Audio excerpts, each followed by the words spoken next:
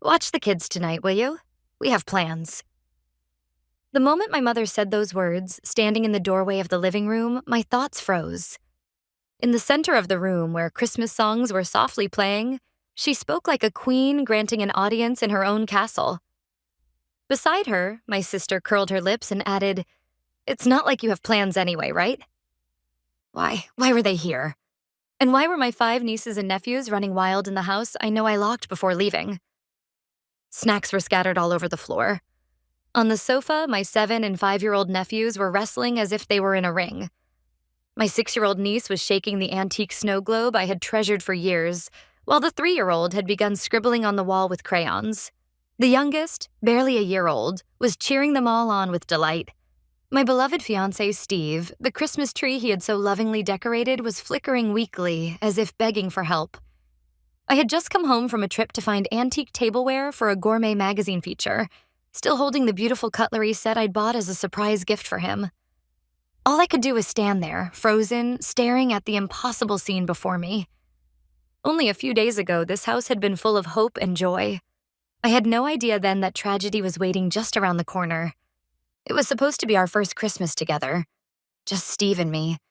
We'd laughed like children as we hung ornaments full of memories on the tall fir tree and placed hand-knit stockings above the fireplace. Steve, a chef at a famous restaurant, loved planning the Christmas dinner menu with me. Those moments together were pure happiness. This year's turkey will be special. I'm using a secret blend of herbs. I want your parents to try it someday too, he said with that gentle smile that always made me feel he was my true family. That weekend, we went shopping for a gift to bring to Steve's parents' house. We found a bottle of vintage red wine, one his father had been searching for years. It wasn't cheap, but we didn't hesitate. We wanted to see his father's face light up. "I can't wait to give this to him," Steve said, holding the bottle carefully. Seeing his smile, I couldn't help smiling too. That peaceful, fulfilling time was everything I had ever wished for. But that night, my phone lit up ominously. A message from my sister. "Got plans for Christmas?" Short and blunt. I took a breath and replied, "I'll be spending it with Steve's family." It was read instantly, but no reply came. I didn't know then that it was the calm before the storm. Looking back, there had been warning signs. It was about 2 months ago when my mother came over for a visit. In the middle of a casual chat, she said, "Hey, just in case something happens, why don't I keep a spare key to your house? You can be forgetful sometimes, and it'd be a problem if you locked yourself out." I politely but firmly declined. "It's fine. Steve has a key too, so you don't have to worry." My mother looked slightly displeased and said, "Well, if you're fine with it, then I suppose that's all right." At the time, I thought that was the end of the conversation. Then last month, during plumbing repairs in my apartment, I couldn't take time off work to supervise the contractors. So I asked my mother, who lived nearby, to hold on to my key and handle it for me. Of course, she returned the key later that day. I never imagined that in those few hours she would betray my trust. Behind that helpful smile, she had hidden something far darker. I didn't yet realize that my mother now saw my home as a kind of second house, a place she could use whenever it suited her. "Why are you in my house?" I managed to ask, my voice trembling. My mother took something out of her handbag and I heard a small click. It was a familiar object, but one that should never have been there. The key to my house. "When you lent it to me before, I had a copy made. It's just more convenient this way. Saves me the trouble of asking every time." She spoke without a hint of guilt, reapplying her party gloss in the mirror. The moment I heard those words, something inside me snapped. My eyes dropped to the floor, to the enormous red stains spreading across the white carpet. Shards of glass glimmered in the middle, their label all too familiar. It was the vintage wine, the precious bottle Steve and I had chosen together for his father. "Oh, that?" "The kids knocked it over while running around," my mother said without even turning around. "You know how kids are." My sister, taking cheese from the fridge, snorted. "Yeah, exactly. Don't make such a big deal out of it. You're not busy anyway, right? We've got a party to get to, so be a dear and clean this up, will you?" Her irresponsibly casual words made me ask quietly, "Why me? Your children did this. Shouldn't you be the ones to clean it up?"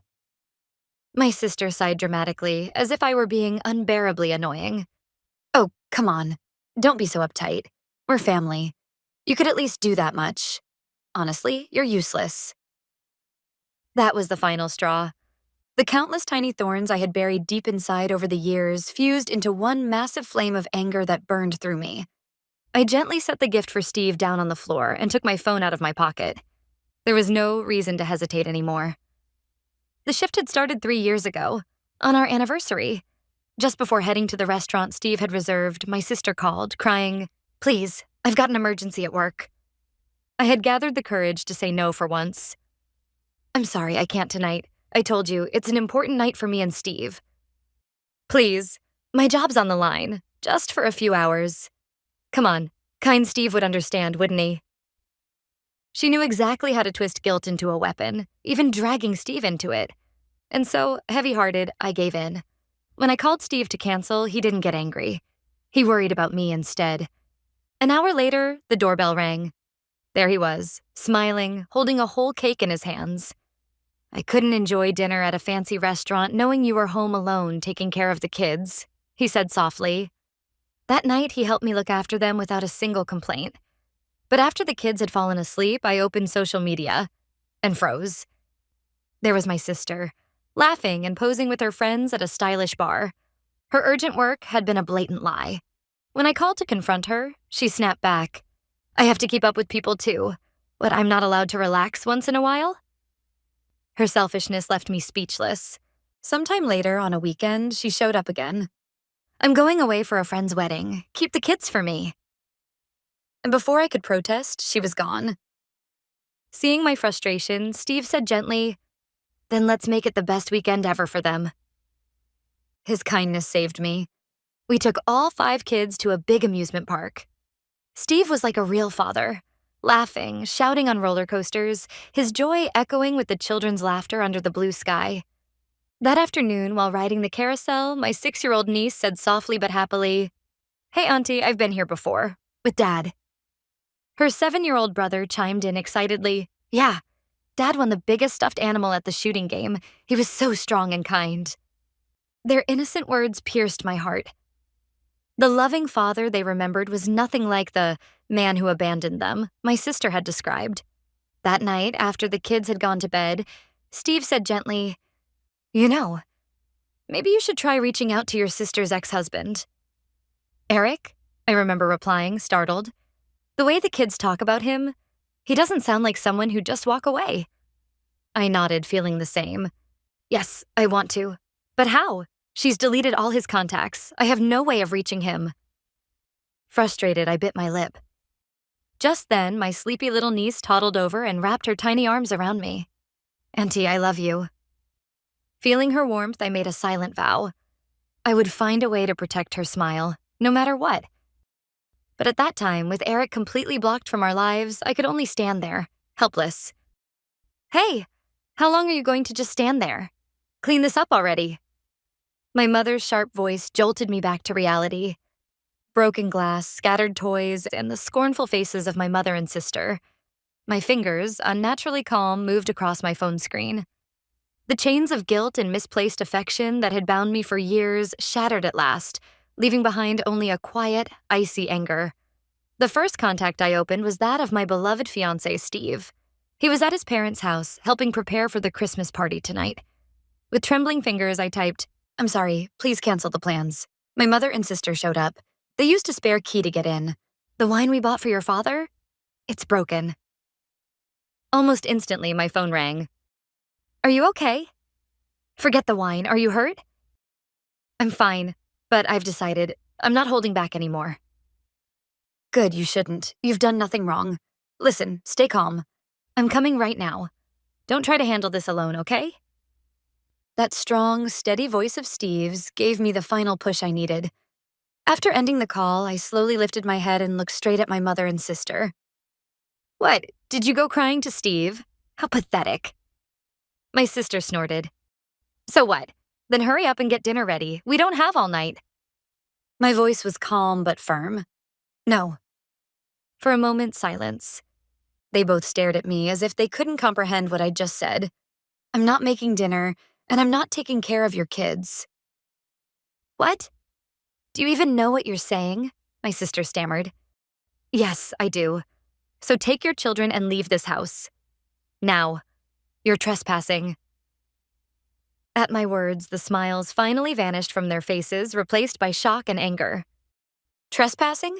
How dare you talk to your own mother like that? To your sister?" My mother shrieked, hysterical. "This might be your house, but it's still part of the family's home." "Exactly. You're seriously freaking out over a spare key? You don't even notice your nephews and nieces are hungry?" My sister continued. They were both fuming now, closing in on me, their anger twisting into something ugly. My 7-year-old nephew, caught up in the tension, laughed and shouted, "Go get her, Mom." I stepped back, but I didn't look away. Steve is coming. That belief alone kept me standing firm. "Enough." My mother reached out to grab my arm. And in that instant, the front door burst open. Steve's clear, commanding voice cut through the air. "Don't you dare touch her." Behind him stood 2 police officers, broad-shouldered and stern-faced. It turned out that after hanging up, Steve had immediately called the police. He must have told them everything I'd said, about the copied key, the forced entry, the broken wine, and above all, their plan to abandon the children here and leave. "Why are the police here?" One of the officers fixed them with a sharp gaze. "We received a call from Steve. He reported unauthorized entry using a copied key, destruction of valuable property, a vintage bottle of wine, and possible child neglect, given your stated intent to leave the children unattended. Would you care to explain?" The officer's tone was calm, but it left no room to run. My mother and sister went pale.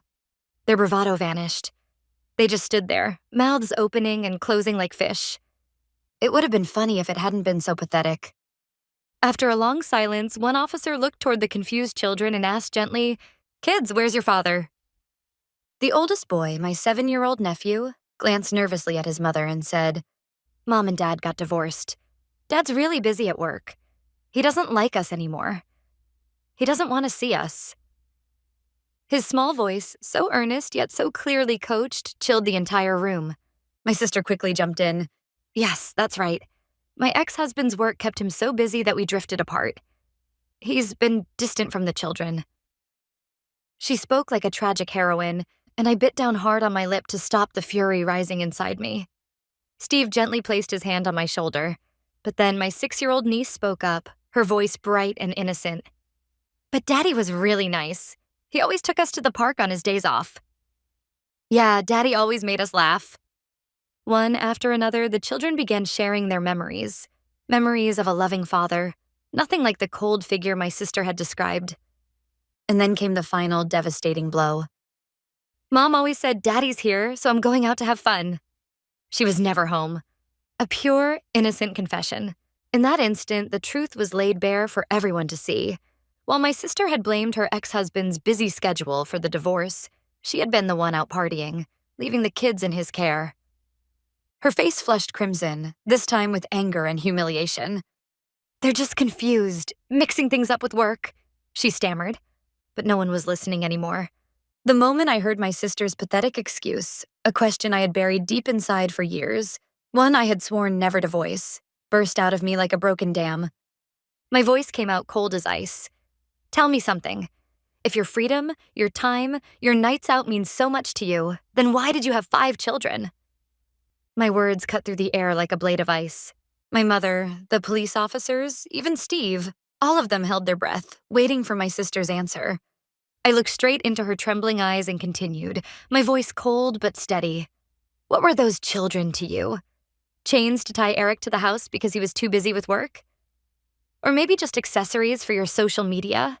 Hashtags like Supermom of 5 to get a few more likes?" Her face twisted, contorted by rage and humiliation. "What the hell gives you the right to talk to me like that? You have no idea what it's like. Once a woman has kids, she loses her freedom. But you, Miss Perfect Single Life, you wouldn't understand that, would you?" Ah, so that's what it was after all. To her, those children weren't beings to love. They were props, tools to decorate her life or to shackle her husband. That ugly truth made me feel something beyond anger. It was despair. Deep, hollow despair. Then she spat out the rot festering inside her heart. "It's all your fault anyway. You've always been there to clean up my mess. I thought, oh well, big sister will take care of it. You spoiled me. You made me like this. Even the officers looked disgusted by her selfish, twisted logic. Then, as if to cut through the suffocating air, Steve quietly moved. He went to the kitchen, warmed up milk and chocolate, and poured sweet hot cocoa into cups. He handed one gently to each of the children, whose faces were pale and tear-streaked. "Here, drink this and warm up. Don't worry, your dad hasn't forgotten about you. Not for a second." His calm, confident kindness lit a faint spark of hope in their eyes. That small, tender moment felt like the only light in the chaos of that living room. But Steve's compassion was the final spark that burned away the last thread of restraint my sister had left. "What do you know about any of this?" she screamed, her face twisted with fury. "Don't act like you understand. He abandoned them. He doesn't even pay child support, and he said he never wants to see them again." Her shouting made the youngest child burst into tears, and she immediately turned her anger back toward me. "This is all your fault. You're always so damn perfect." Then, like a dam breaking, she began pouring out her self-pity, her voice trembling with rage and grief twisted into something grotesque. "Eric stopped loving me a long time ago. When we first got married, his eyes were always on me. But after the kids were born, everything changed. They took everything. Even on his days off, he spent all his time with them instead of me. I just wanted him to look at me again. To love me again." Her self-centered cry echoed through the living room, and just as it did, the doorbell chimed. A light, almost cheerful ding-dong that didn't belong in that heavy silence. Steve went to open the door. Standing there, breathless and clutching 5 big gift boxes in his arms, was a man. My sister's ex-husband, Eric. He had come rushing over after getting Steve's call, having already pieced together what was happening. In truth, ever since that day 3 years ago, I had quietly tracked down his social media account, and a few months ago, we'd started exchanging messages in secret. I'd never given up on our promise, to one day find a way forward for the children. And now, Eric had heard every word of my sister's final outburst from just outside the door. "Who said I abandoned my kids?" His voice was quiet, but it carried a weight that froze everyone in the room. After receiving Steve's call and realizing everything, he rushed over at that very moment. The first to react were the children. The 7-year-old boy who had been at the center of the chaos gasped, eyes wide and filled with tears. "Dad?" The boxes tumbled from Eric's arms as 5 small bodies rushed toward him all at once. "Daddy, Daddy!" They clung to his legs, sobbing uncontrollably, a sight both beautiful and unbearably painful. The eldest boy looked up through his tears, his voice trembling with a question he had been holding on to for far too long. "Dad, why didn't you come see us? Mom said you didn't love us anymore, that you didn't want to see us." In that instant, all the color drained from Eric's face. His voice shook as he spoke. "That's not true, not for a second. I've always wanted to see you. I've been sending child support every month for all of you." Those words struck like a blade, undeniable, final proof. She'd been taking the money, while poisoning their hearts against their father, breaking the bond between them for her own selfish convenience. There were no excuses left. All her lies, all her cruelty, laid bare before everyone on that holy Christmas night. My mother and sister stood there, frozen, pale as ghosts, as if time itself had stopped. The living room was filled with the sound of children's muffled sobs, and the quiet, simmering fury of their father, Eric. One of the police officers, who had been watching the heartbreaking scene unfold, finally turned to my mother and sister and spoke firmly. "We understand the situation. We'll need both of you to come with us to the station. We have to discuss the matters of unlawful entry, property damage, and possible child neglect."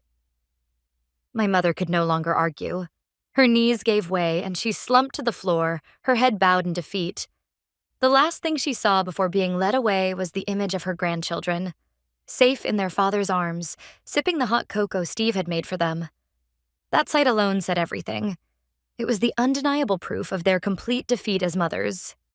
After my mother and sister left with the police, the living room was filled with a strange atmosphere, a mix of awkward silence and quiet relief. The children, who had been the center of so much turmoil, were now safely nestled against their father's chest, sniffling softly but finally at peace. Eric gently stroked each child's head and then looked up at Steve and me with deep remorse. "I'm so sorry, and thank you. If it weren't for you, I might never have known the truth." "Don't apologize. You and the kids didn't do anything wrong. Those words, along with the sweet aroma of the cocoa Steve had just made fresh, slowly began to melt the frozen air in the room. Then my 6-year-old niece cupped her mug in both hands and murmured quietly, "Auntie, your cocoa tastes better than Mommy's." The words hit me like a gentle ache. Those children had always known, deep down, where real love came from. The next day, I received a call from the police. The security camera footage had provided undeniable evidence of my mother and sister's unlawful entry and property damage. On top of that, the allegations of child neglect were serious enough that they were formally arrested that very night. Normally, in cases like this, the children would be taken into temporary custody by child welfare services. But Eric immediately offered to take full responsibility and, through his lawyer, arranged the necessary paperwork within hours. Because of his quick action, the children were spared the trauma of being sent to a shelter. Within days, Eric filed an emergency petition in family court, and the custody of all 5 children was officially transferred to him. He decided to scale back his work and start a new life focused entirely on raising his kids. That weekend, Steve and I watched them leave for their new home, with smiles on our faces and tears in our eyes. The heavy chains that had bound my shoulders for so many years were finally gone. And a year later, under a canopy of blossoms, Steve and I held a small, intimate wedding ceremony. The following year, our first son was born. Healthy, bright, and full of life.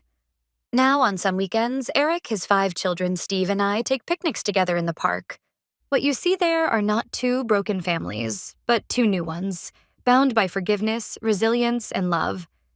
I had finally escaped the long years of exploitation, and together with Steve, I opened the door to a life of quiet, genuine happiness. As for my mother and sister, I only heard about them occasionally, through whispers from mutual acquaintances. All the child support money Eric had sent, money that should have been used for the children, had been wasted on my sister's indulgent lifestyle and my mother's social outings. When that stream of easy money stopped, their comfortable world collapsed overnight. My sister, who had never held a steady job, struggled to find full-time work. I heard she now juggles several part-time jobs just to afford rent. My mother, unable to rely on her anymore, had also started working, stocking shelves at a supermarket despite her age. You could call it karma and leave it at that. But even after hearing the story, my heart felt strangely heavy. I simply accepted it quietly. The inevitable reality waiting at the end of the path they themselves had chosen. It was around that time, when they were both beginning to face that harsh reality, that I received a message on my phone. It was from my mother. The screen displayed a single, short line. "How are you?" It was the first contact since that night.